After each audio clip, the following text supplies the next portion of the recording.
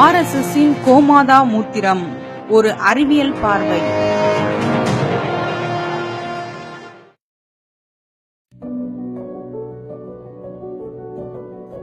இவர்கள் அருந்துவது குளிர்பானமா, coffee tea போன்ற சூடான பானமா, அல்லது உடலுக்கு தெம்பூட்டும் மருந்தா? இவை எதுவும் இல்லை. மாட்டின் மூத்திரம். மாட்டிலிருந்து கிடைக்கும் பாலை அருந்துவது பரவலாக நாம் அறிந்த ஒன்று. ஆனால் இவர்கள் வினோதமாக அதன் கோமியத்தை பிடித்து குடிக்கின்றனர்.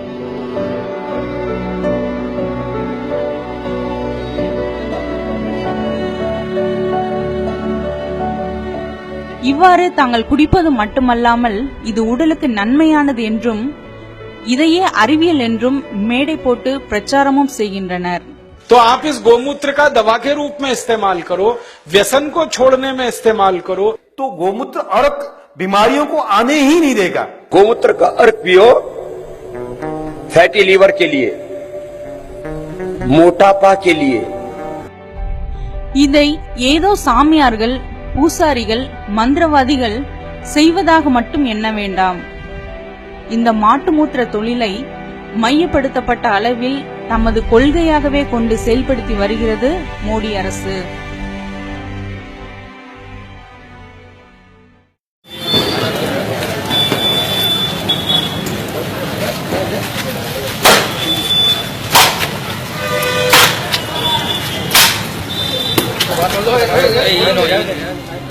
கடந்த ஜூலை மாதம் பசுக்களை கொன்றதாக சொல்லி குஜராத்தின் தலித் இளைஞர்கள் இந்து மத வெறியர்களால் தாக்கப்பட்டனர்.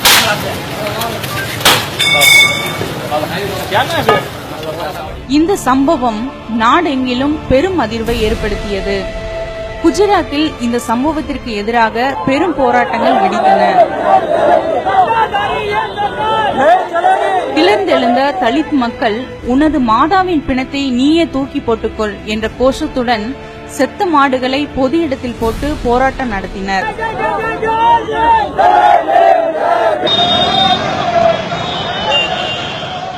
இவ்வாறு அவர்கள் பார்ப்பன இந்து வெறியை காரிமிழ்ந்த போதிலும் சோர்ந்து விடாத காவி கும்பல் தங்கள் புனித அன்னையின் புகழை பரப்ப கடும் முயற்சிகளை மேற்கொண்டு வருகின்றனர். அந்த வகையில் தங்கள் கோமாதாவின் மூத்திரத்தையும் சாணியையும் அள்ளி வந்து ஆராய்ச்சி செய்கின்றனர்.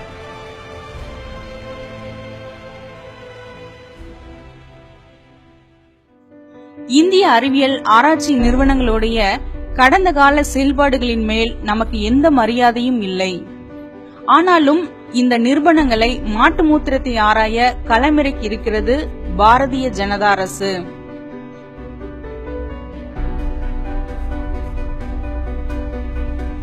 நடுத்தர வர்க்க அப்பாவி இந்தியர்களின் தலையில் எதையாவது கட்ட வேண்டுமென்றால் என்ன செய்ய வேண்டும்? இன்னென்ன பொருளை தின்றால் அல்லது பயன்படுத்தினால் ஆண்மை பெருகும், இளமை மீளும், வழுக்கையில் முடி முளைக்கும், ஆண் குழந்தை பேறு கிட்டுவதோடு புற்றுநோய் கூட குணமாகும் என்று புன்சான அறிவியல் ஆய்வுகளை பரப்பிவிட்டால் போதுமானது. அது மனித மலமாக இருந்தாலும் கூட அள்ளி அப்பிக்கொள்வதே நமது பெருமைக்குரிய பாரம்பரியம்.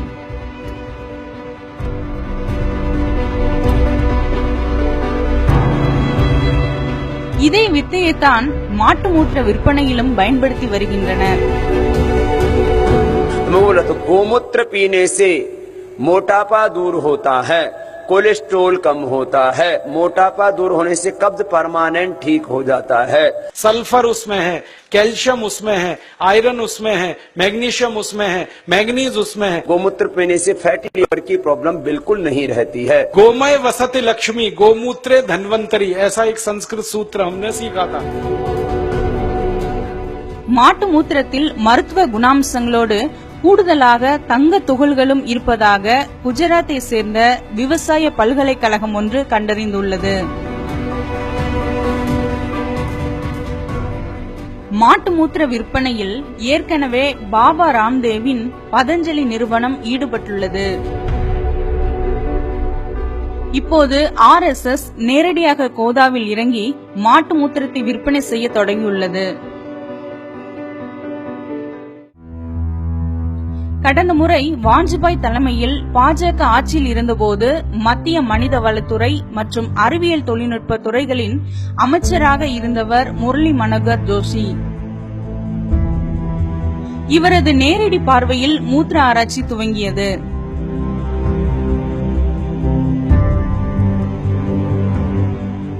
பசு விஞ்ஞான ஆராய்ச்சி மையம் என்ற RSS பரிவார அமைப்பு அப்போதைய மத்திய அரசின் ஆதரவோடு பசு மூத்திரத்திற்கு 4 காப்புரிமைகளை பதிவு செய்தது.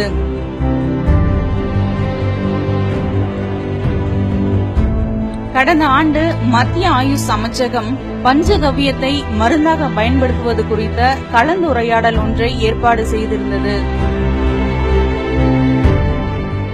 மத்திய அரசின் அழுத்தத்துடன் பெரும் அளவிலான மக்களின் வரி பணமும் மூத்திர ஆராய்ச்சியை நோக்கி திருப்பிவிடப்பட்டன.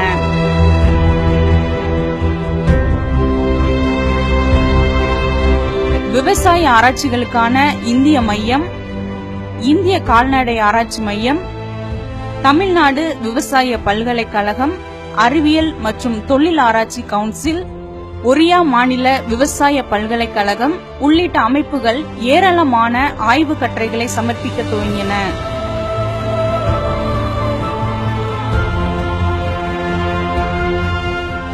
அறிவியல் ஆய்வு கட்டுரைகள் என்ற பெயரில் இந்திய மற்றும் சர்வதேச அறிவியல் பத்திரிகைகளில் இவை இடம்பெற துவங்கின. இந்த கட்டுரைகளில் அறிவியலை நுண்ணோக்கி கொண்டு தேடினாலும் கிடைக்கப் போவதில்லை.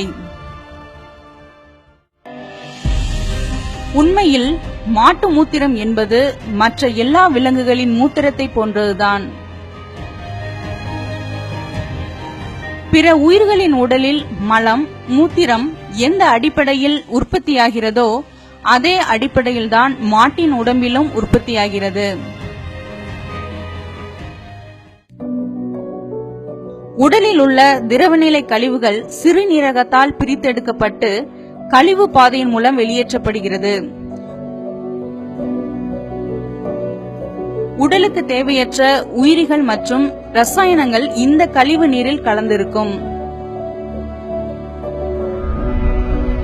கோமாதாவோ மனிதனோ யாருடையதாக இருந்தாலும் 95% தண்ணீரும் 2.5% யூரியாவையும் சேர்ந்ததே மூத்திரம். இதோடு உடலுக்கு தேவையற்ற ரசாயன மற்றும் ஹார்மோன் கழிவுகளும் சிறு சிறு அளவுகளில் கலந்திருக்கும். கழிவுகளில் உள்ள ரசாயனங்களுக்கு எந்த பயன்பாடும் இல்லை என சொல்ல முடியாது.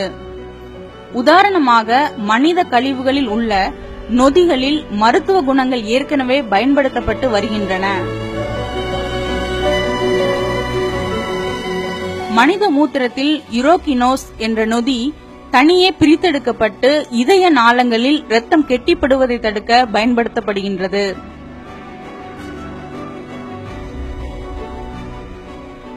அதற்காக மூத்திரத்தை பிடித்து குடிப்பதில்லை.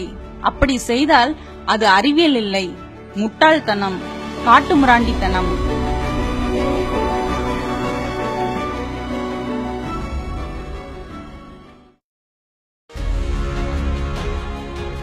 நமது கோமாதா ஆராய்ச்சியாளர்களின் ஆய்வுகள் அனைத்தும் சில பழங்கால நூல்களில் உள்ள மேற்கோள்களை அடிப்படையாக கொண்டே சுழல்கின்றன. குறிப்பாக சரகர், சுஸ்ருதர், வாக்பட்டர் போன்றவர்களால் எழுதப்பட்ட சமஸ்கிருத நூல்களில் கோமூத்திரம் மருந்தாக பயன்படுத்தப்பட்டதை ஆதாரமாக காட்டுகின்றனர்.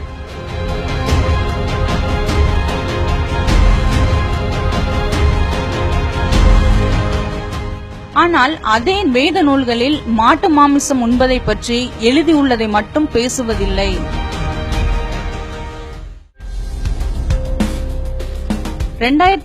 ஆண்டிலிருந்து மாட்டு மூத்திர வியாபாரத்தில் RSS பரிவார அமைப்பான கோசேவா சங்கம் நேரடியாக இறங்கியுள்ளது. நீரிழிவு மற்றும் கேன்சர் நோயை குணப்படுத்தும் அருமருந்து என இந்தி பேசும் மாநிலங்களை சேர்ந்த பார்ப்பன மூடர்களிடையே விளம்பரப்படுத்தி மாட்டு மூத்திரத்தை விற்பனை செய்கிறது. இதன் விலை 1 லிட்டர் 12 ரூபாய். கௌலோக பியா என்ற பெயரில் நாடெங்கும் தனக்குள்ள 1000த்திற்கும் அதிகமான கடைகளில் மூத்திரத்தை விற்று வருகிறது கோசேவா சங்கம்.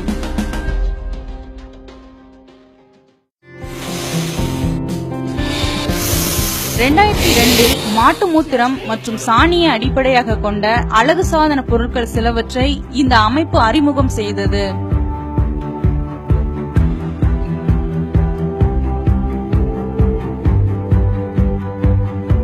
அவற்றுக்கு விளம்பரம் செய்ய பாலிவுட் நடிகைகள் சிலரை அணுகியுள்ளது.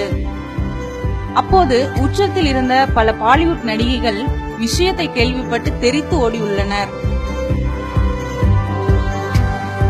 பத்திரிகை ஒன்றிடம் இது குறித்து பேசியுள்ள ஐஸ்வர்யா ராய், மாட்டு மூத்திரத்தை முகத்தில் தேய்ப்பது அல்லது குடிப்பது பற்றி நினைத்தாலே நடுக்கமாக இருக்கிறது. நிச்சயம் அழகு குறித்த எனது சிந்தனை இதுவல்ல என்று தெரிவித்துள்ளார். வளர்ச்சி கோஷங்களை முன்வைத்து ஆட்சிக்கு வந்தது RSS பாஜக இந்துவெறி கும்பல். ஆனால் தாங்கள் சொன்ன வளர்ச்சி என்பது அம்பானி அதானி வகையாரக்களுக்கு சேவை செய்வது மட்டுமே அன்றி அது பொதுமக்களுக்கானது அல்ல என்பது அம்பலமாகியுள்ளது.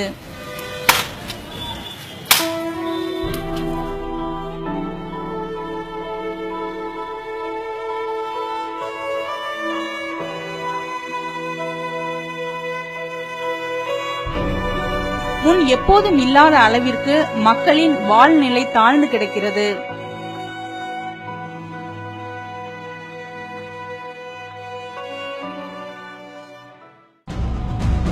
இந்த சூழலில்தான் மொத்த சமூகத்தையும் மத ரீதியில் பிளவுபடுத்தி அரசியல் ஆதாயம் அடைய துடிக்கின்றது காவி கும்பல். அதற்கு தோதான ஆயுதமாக கையில் எடுத்திருப்பதுதான் புனித கோமாதா.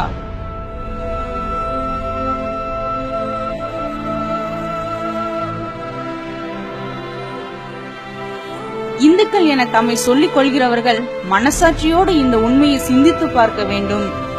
வெறும் நம்பிக்கைகள் அரசியலை, சமூகத்தை, பொருளாதாரத்தை, வாழ்க்கையை தீர்மானித்து விடுமா? தீர்மானிக்கும் என்று நீங்கள் நம்பினால் உண்மையில் நீங்கள் அடைய போவது வளர்ச்சி அல்ல, காட்டுமிராண்டி கலாச்சாரம் மட்டுமே.